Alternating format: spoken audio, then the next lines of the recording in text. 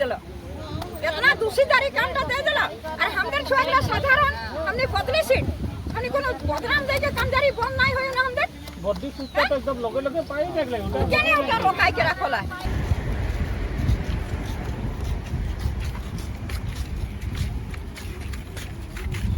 बाबा पर हमें दुखिया लगी एकटा तोके हमने भरोसा करली आज ई आहे बोल के हमदर जीवनटा वे मोर कानटा उलाई दे इतना डगर भरोसा करके ऑफिस आविला हमने के आको घुराई देला जनता जिंदाबाद जिंदाबाद जिंदाबाद बिटी साखन न चलिब बिटी साखन न चलिब मेजरगिरी न चलिब मेजर हुखन नीति न चलिब এই সংগ্রাম চলিছে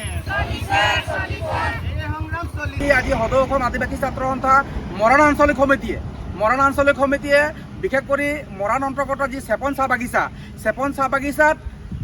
বিশেষভাৱে শ্ৰমিকৰ ন্যায় প্ৰাপ্য অধিকাৰৰ বাবে তেখেতসকলে আজি এক ধৰ্ণা কাৰ্যসূচী অনুষ্ঠিত কৰিছিল আৰু সেই ধৰ্ণা কাৰ্যসূচীত আমি উপস্থিত ডিব্ৰুগড় জিলা সমিতিৰ হৈ উপস্থিত হৈছোঁ। কথা হ'ল কি আজি চেপন চাহ বাগিচা বিগত কেইবছৰমান পূৰ্বে উইলিয়ামছন মেগৰ যি আছিল উইলিয়ামছন মেগৰ কোম্পানীয়ে চলাই আছিল সেই সময়ছোৱাত আমি প্ৰায়ভাগ আমাৰ আদিবাসী চাহ শ্ৰমিকে তেওঁলোকে স্বাস্থ্যজনিত কাৰণত তেওঁলোকে ৰিজাইন লৈছিল আৰু বৰ্তমানে এতিয়া এই চেপন চাহ বাগিচা লক্ষ্মী টি কোম্পানীৰ হাতত হস্তান্তৰ হয়। এই বৰ্তমান লক্ষ্মী টি কোম্পানীয়ে সমজি লৈছে আৰু ইতিমধ্যে বাগান চলাই আছে। সেয়েহে যেতিয়া আমাৰ আদিবাসী চাহ শ্ৰমিকসকলে যেতিয়া নিজৰ কামৰ বাবে যেতিয়া মেনেজাৰক আবেদন কৰিলে এই আবেদন কৰা পিছত মেনেজাৰে কৈছে যে আমাৰ এয়া দায়িত্ব নহয় আমি কুछ नहीं कर सकेंगे ये हम नहीं कर सकेंगे। আমি সেই যি চেপন চাহ বাগিচাৰ যি পৰিচালক যি মেনেজাৰ তেওঁক আমি সুধিব বিচাৰিছোঁ সদৌ অসম আদিবাসী ছাত্ৰ সন্থাই, কাৰণ বিগত যেতিয়া উইলিয়ামছন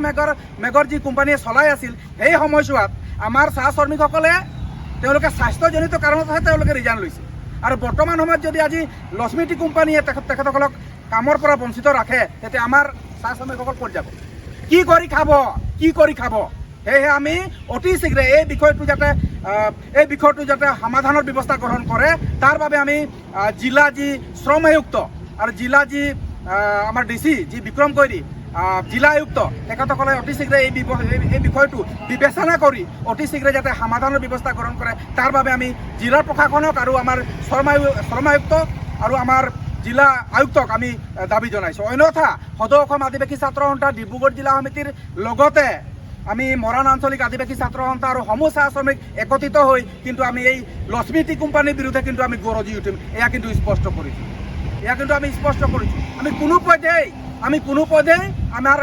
আমাৰ আদিবাসী চাহ শ্ৰমিকসকলৰ যি ন্যায় যি প্ৰাপ্য সেই প্ৰাপ্যৰ পৰা কিন্তু বঞ্চিত হোৱাটো কেতিয়াও আমি মানি ল'ব নোৱাৰোঁ,